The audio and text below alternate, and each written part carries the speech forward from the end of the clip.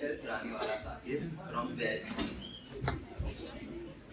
Today is World Hygiene Day and हमारे से पहले 3 बैच आकर गई है इधर प्रेजेंट करके गई है। सबने माइक हाथ में लिए है, सबने किसी ने हैंड सैनिटाइज नहीं किया है।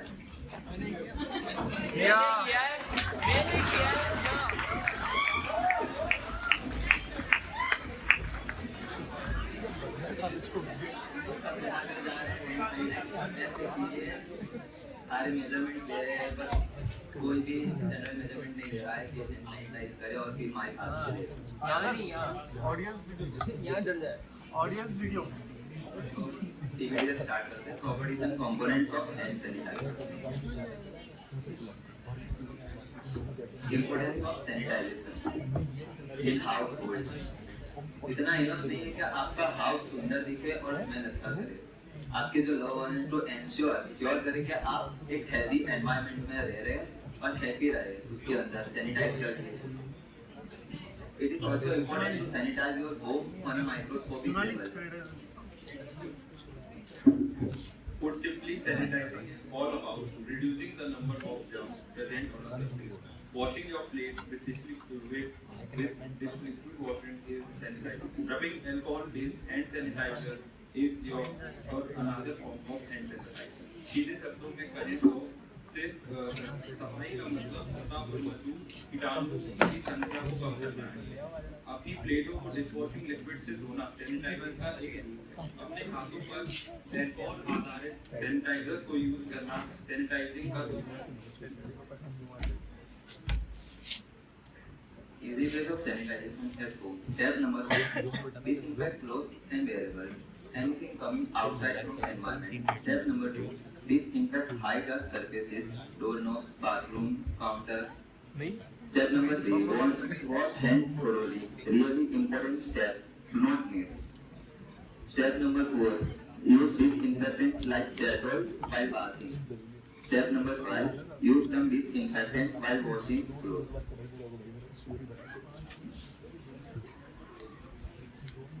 Some easy ways to avoid infections. You should wash your hands, sanitize them, use soap, wear masks, and avoid crowded places.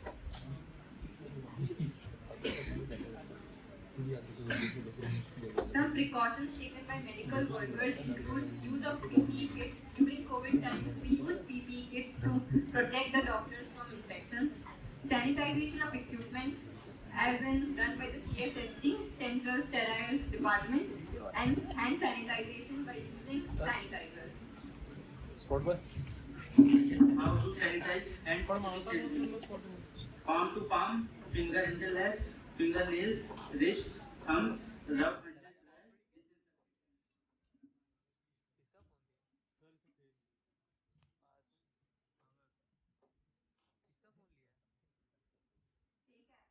Take alcohol-based sanitizer, palm to palm, fingers interlock, fingernails, thumbs,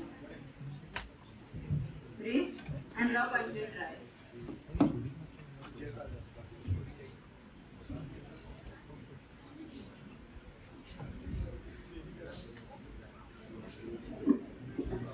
So now we are talking about some components of alcohol-based hand sanitizers. So it's one of the primary things that you can see in any bottle of hand sanitizer is the primary active agent known as any alcohol. Mostly alcohol like isopropyl alcohol or ethanol or ampropanol are used as primary active agents in alcohol-based hand sanitizers. The concentration, as already stated in one of the previous presentations, is around 60 to 90%. The secondary active agent also used for some kind of bactericide. It's our antiseptic is dihydrogen peroxide, and it's generally used. The third important thing that is used is a humectant, because as you are rubbing it in your hands, so your hands might lose moisture. So humectant is also used, like glycerin, which is usually used for maintaining moisture while using your hands. A thickening agent is also used to change the dosage form from liquid to a gel type, and also fragrance or colorants are added to make the hand sanitizer more appealing to the general public.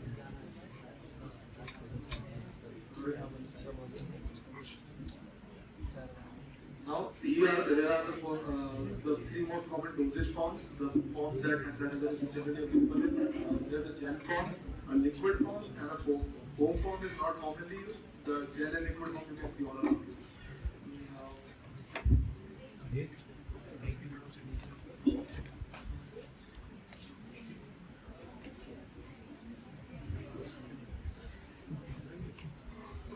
So, here are the WHO recommendations for alcohol-based hand sanitizer. Like if you are manufacturing alcohol-based hand sanitizer, these are the formulations that WHO recommends you. So there are two types of formulation. Either you can use ethanol or you can use another isopropyl alcohol for your hand sanitizer. If you use alcohol, it should be 96% concentrated and the measurement should be 833 ml. 8,333 ml.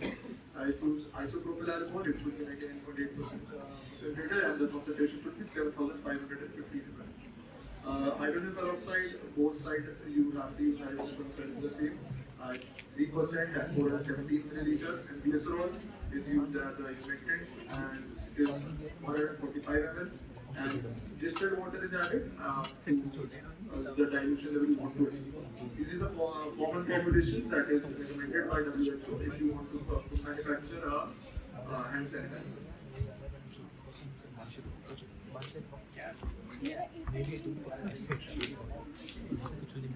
Okay, so we have learned how to do it, why to do it, but have you ever wondered how it actually works? So see, we have this alcohol-based hand sanitizer, right? Now, the bacteria and virus, both of them have this lipid membrane around it. Now, how does this work? Well, this basically lyses the membrane. The membrane lysis happens, which causes the inactivation and leads to the excretion of the contents that are present inside the bacteria, the intercellular contents, right? And this is how it inactivates them. Okay, so since we have seen the bactericidal and the virucidal effect, what are actually the bacteria and viruses which it works on? These are just a few of them. To begin with, the AVHS, alcohol-based hand sanitizer, it is abbreviated at it, is effective against bacteria and viruses, including Escherichia coli. I guess everyone has heard of it. Enterococcus faecalis, then Acinetobacter baumannii, Candida albicans, and then the one that Jyoti ma'am talked about yesterday, and even sir talked about today, methicillin resistant Staphylococcus aureus. Everyone has heard about it, right? Then Pseudomonas aeruginosa, SARS coronavirus, Ebola virus, Middle East respiratory syndrome coronavirus, and Zika virus. In fact, in a recent study, the WHO recommended AVHS preparations were found to be effective against the SARS COVID virus 2, the virus that causes the COVID-19. Okay, so like all the good things, even this has.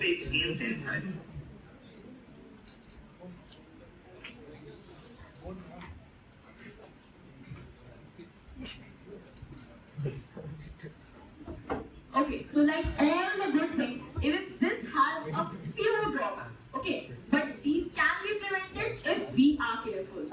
The first one being is the flammable effect. So the alcohol is highly flammable and can result in fire hazards which used near fire but exposed to high temperatures. The second one is the hydrogen peroxide toxicity. See, hydrogen peroxide toxicity depends on concentration that is used in the ABHS. A low concentration, around 3% of hydrogen peroxide, cause mild irritation to the eyes and skin when used. The next one, and I guess the most common one, is the skin irritation. The dermal contact with ethanol responsible for skin irritation and allergic reaction in people who are sensitive to ethanol and those with skin disorders, including fissures. The last one, but obviously not the least one, but this is for the kids. Accidental ingestion. Well, if you don't ingest it, children are more vulnerable to health hazards from ABHS as they are unaware of its potential hazards, which may be present in attractive colored bottles, have an appealing fragrance that results in ingestion.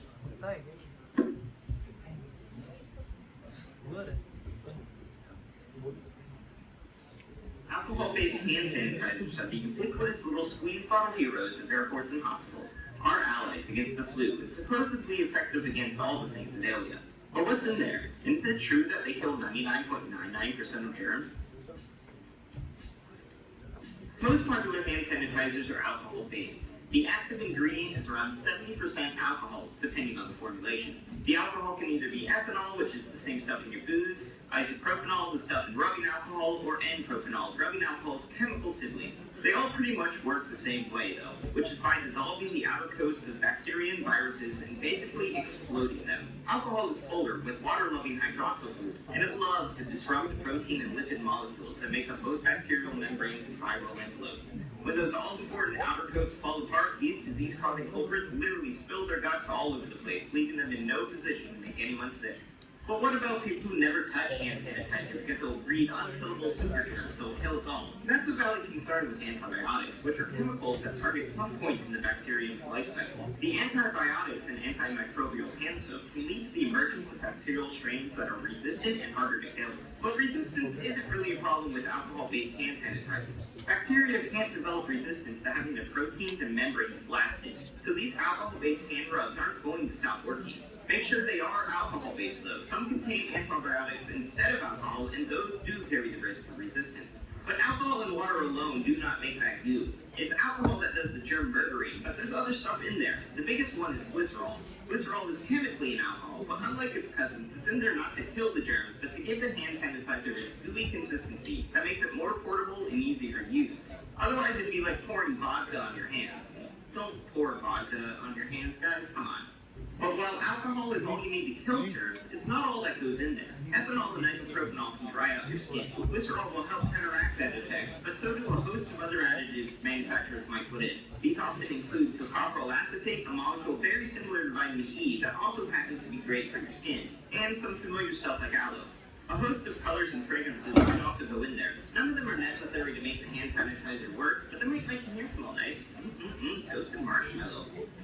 Ethanol-based hand sanitizer might also contain bitter or bad-tasting compounds to stop the small percentage of desperate people out there who are willing to drink it because, well, it is alcohol. So we're back to the question, do these chemical goop recipes really kill 99.99% of germs? Well, those numbers are usually results of lab testing, but real life is messier. And the effectiveness of hand sanitizer varies on how oily or dirty your hands are, how much alcohol is in there, and which germs you're actually talking about. Under ideal conditions, some disease-causing germs really do get zapped at that rate, but others don't.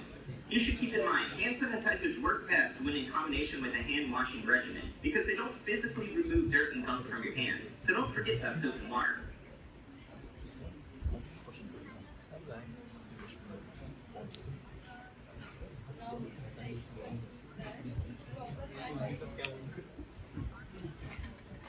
Now we would like to conclude that proper hand hygiene is best preventive strategy to lower the spread of pathogenic microorganisms. ABHS products are widely used as hand hygiene aids and have been proven effective against coronavirus, despite ABHS being an important commodity in preventing the spread of pathogenic microorganisms during pandemics. It is important that it is handled or used appropriately to ensure its safety to humans and effectiveness against microorganisms. Next point, user awareness is necessary regarding the appropriate use and handling, selection of the right ABHS product for specific microorganism, and the possible hazard associated with ABHS products. It is important to use the right techniques of ABHS application on hands for effective killing of microorganisms. And at last, don't be dirty, be neat, wash your hands before you use. Thank you so much.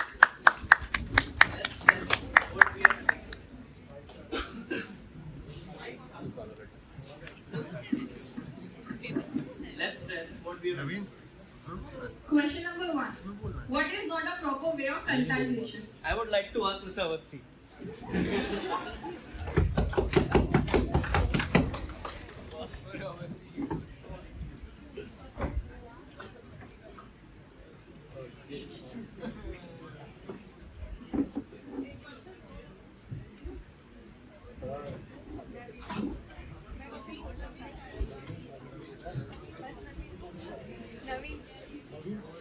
Number four. पहला नियम तो दूसरा फिर कौन सा Salving. Wearing a mask. सही जवाब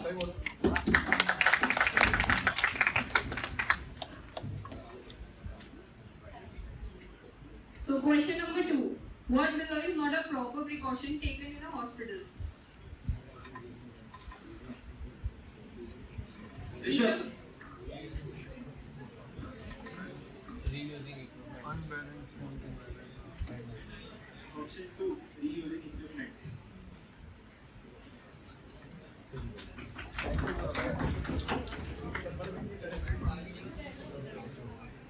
Question number 3, Robin. How much concentration of primary active agent is recommended by FDA?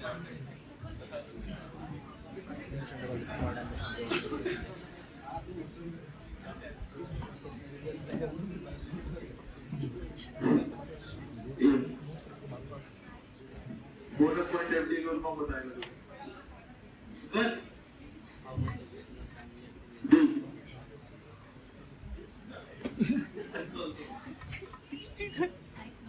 C. That's right answer. FD को कौन बताएगा किसी को? एफडीए की बात कौन? एफडीए सही जवाब ओके है? Foods and drugs administration. Question number 4. Which of the following is not a component of hand sanitizer? Mr. Shivam.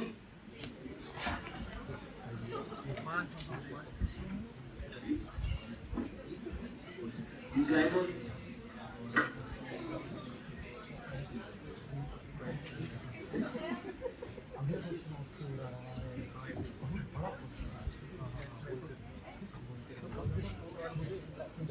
Question 5. Which of the following is not a dosage of ABSL?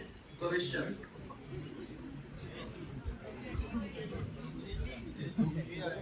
That's right. Thank you so much.